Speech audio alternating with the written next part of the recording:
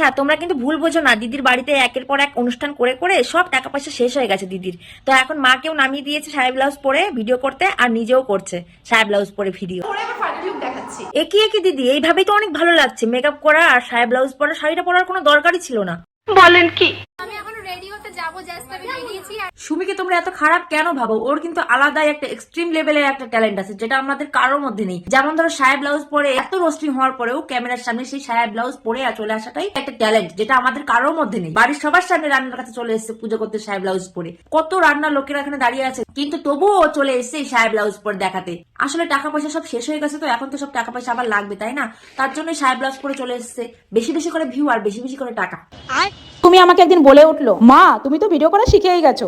একই কাকিমা, এখনো শেখা অনেক বাকি আছে মেয়ের কাছ থেকে। মেয়ের কাছ থেকে একটু শিখে আসুন কি করে সায়া ব্লাউজ পরে ভিডিও করতে হয়।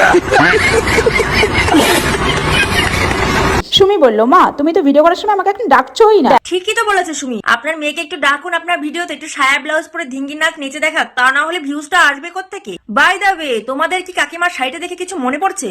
আমার কিন্তু কিছু মনে পড়ছে। কেনাকাটা আর কেনাকাটা।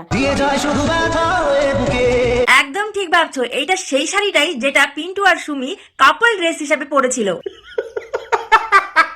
তা বলছি কাকিমা, শাড়িটা যখন পরেছে, পাঞ্জাবিটা তো পিন্টুর কাছে আছে, পিন্টুকে নিয়ে আসুন, দিয়ে একসাথে গেট রেডি ভিডিও করুন, দারুণ মানাবে।